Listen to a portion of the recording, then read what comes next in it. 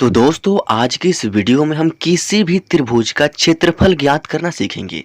किसी भी त्रिभुज का क्षेत्रफल, जैसे कि यहाँ पर हमारा क्वेश्चन है कि देखिए क्षेत्रफल ज्ञात करें। यानी यहाँ पर एक त्रिभुज दिया गया है, इसका हमको क्षेत्रफल ज्ञात करना है। तो ये हमारा पहला क्वेश्चन है और ये है हमारा दूसरा त्रिभुज और दूसरा क्वेश्चन।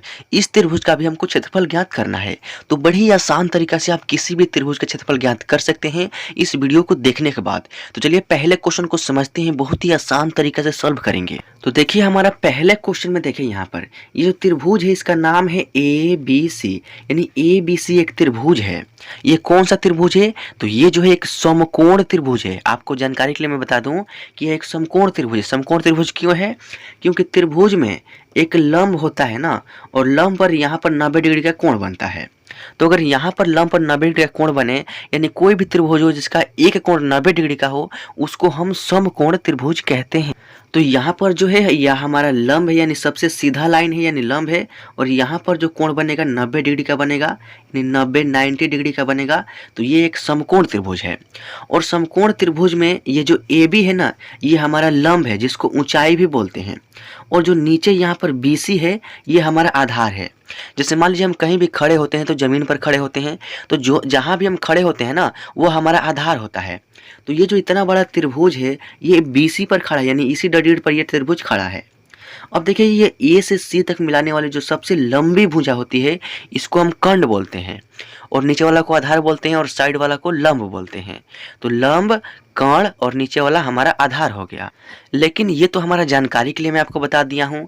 लेकिन हमको निकालना है क्षेत्रफल, यानी इस त्रिभुज का क्षेत्रफल निकालना है। तो क्षेत्रफल निकालने के लिए हमको सिर्फ आधार और ऊंचाई की जरूरत होती है।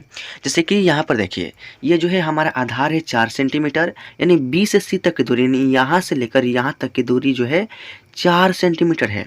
और ये जो ए से बी तक की दूरी, यानी यहाँ से यहाँ तक 7 सेंटीमीटर है। तो ये जो सीधा वाला लाइन दिख रहा है ना, यानी जमीन से एकदम सीधे ऊपर की तरफ त्रिभुज के शीर्ष में मिला है। तो ये जो है हमारा ऊंचाई है, जिसको हम लंब भी बोलते हैं। तो ये हमारा ऊंचाई 7 सेंटीमीटर और आधार है 4 सेंटीमीटर। तो हमको त्रिभुज का क्षेत्रफल निकालना है। तो एक सिंपल सा फॉर्मूला होता है। तो यहाँ पर देखिए हमने त्रिभुज के क्षेत्रफल का जो फॉर्मूला है यहाँ पर लिख दिया है। त्रिभुज का क्षेत्रफल बराबर फॉर्मूला होता है 1/2 गुने में आधार और गुने में ऊंचाई। ये आ देकर 0 दे दिया, यानी आधार और गुने में ऊंचाई। अब देखिए यहाँ पर फॉर्मूला में 1/2 है, तो हम 1/2 लिखेंगे। फिर गुना है तो गुना, आधार, आधार हमारा कहाँ है? तो आधार देखिए यहाँ पर 4 सेंटीमीटर है। तो हम जो है आधार जहाँ पर है वहाँ पर हम 4 लिख देंगे। फिर गुना, तो गुना ऊंचाई, ऊंचाई कितना है? ऊंचाई 7 सेंटीमीटर है, यानी ये जो ए बी है हमारा ऊंचाई है। तो ऊंचाई कितना है? 7 सेंटीमीटर। तो जहाँ पर है ऊंचाई वहाँ पर हम 7 लिख देंगे। अब देखिए बड़ी सिंपल तरीका से आपका आंसर निकल जाएगा।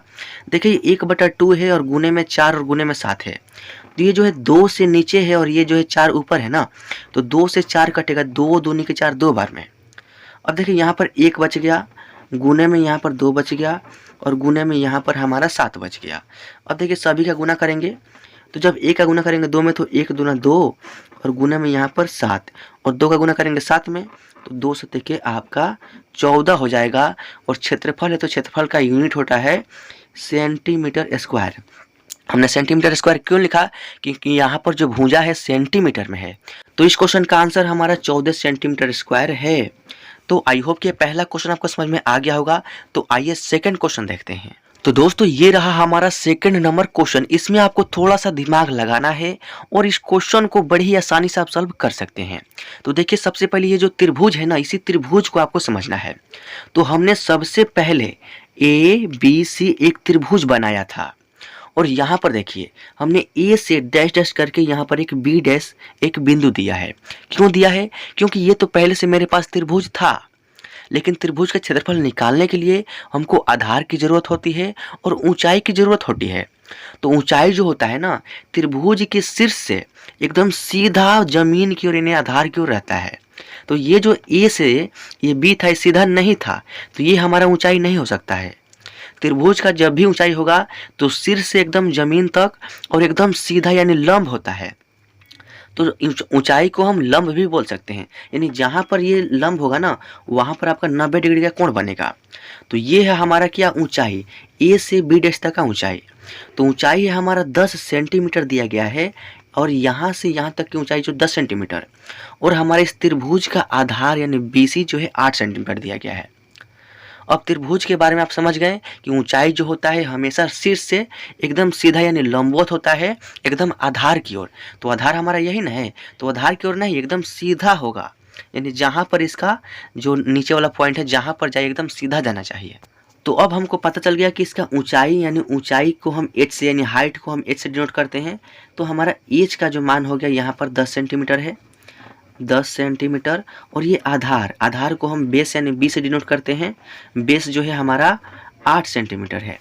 तो ऊंचाई और आपका आधार पता चल गया। तो त्रिभुज का क्षेत्रफल बराबर फार्मूला मैंने आपको बताया है, त्रिभुज का क्षेत्रफल बराबर 1/2 गुने में आधार और गुने में ऊंचाई, ये होता है आपका फॉर्मूला, देख सकते हैं। अब देखिए यहाँ पर 1/2 है, तो 1/2 गुने में आधार का मान यानी यहाँ पर देखिए बेस कितना है 8 सेंटीमीटर, यानी यही ना आधार है। तो जहाँ पर आधार वहाँ पर 8 गुने में ऊंचाई हमारा 10 सेंटीमीटर है, यानी यहाँ पर हाइट जो है 10 सेंटीमीटर है। तो यहाँ पर हम 10 लिख देंगे। अब देखिए इसको सॉल्व करेंगे, आपका आंसर चुटकियों में आ जाएगा। देखिए 2 से कटेगा 8, 2 चौके 8 4 बार में। अब यहाँ पर हमारा 1 बच गया, गुना में यहाँ पर 4 बच गया, और गुना में यहाँ पर 10 बच गया। अब गुना कर लेते हैं। देखिए जब 1 का गुना करेंगे 4 में तो 1 चौके 4 ही होगा, और 4 का गुना करेंगे 10 में तो 4 दही का आपका 40 होगा। और क्षेत्रफल है और इसका जो भुजा है सेंटीमीटर में है, तो ये जो है सेंटीमीटर स्क्वायर हो जाएगा, यानी 40 सेंटीमीटर स्क्वायर। ये हो गया हमारा इस क्वेश्चन का फाइनल आंसर। तो मेरे प्यारे स्टूडेंट, आई होप कि ये दोनों क्वेश्चन आपको समझ में आ गया होगा, और इस वीडियो में आपको त्रिभुज के बारे में काफ़ी कुछ नॉलेज मिला होगा। और नॉलेज के लिए मैं आपको यह बता दूं कि त्रिभुज जो होता है 3 भुजाओं से घिरी हुई आकृति होती है, और त्रिभुज में 3 कोण होता है। कोई भी त्रिभुज हो, त्रिभुज में 3 कोण होता है। जैसे कि इस त्रिभुज में ये पहला कोण, यहाँ पर दूसरा कोण, यहाँ पर तीसरा कोण, यानी 3 कोण हो गया। और तीनों कोणों का योग जो होता है ना आपका 180 डिग्री के बराबर होता है, यानी त्रिभुज के तीनों कोणों का योग 180 डिग्री होता है। ये आपको नॉलेज के लिए मैं बता रहा हूँ, क्योंकि इसका जरूरत अगर आप आगे क्वेश्चन सॉल्व करेंगे तो आपको इसका जरूरत पड़ेगा। त्रिभुज में 3 कोण होता है और तीनों कोणों का योग 180 डिग्री होता है। तो दोस्तों, आई होप कि इस वीडियो के माध्यम से आपको काफ़ी कुछ नॉलेज मिला होगा। तो वीडियो अच्छा लगा तो वीडियो को लाइक कर दीजिए। इस वीडियो के माध्यम से आपने कुछ भी सीखा है तो चैनल को जरूर सब्सक्राइब कीजिएगा। मिलते हैं नेक्स्ट वीडियो में, तब तक के लिए जय हिंद, वंदे मातरम।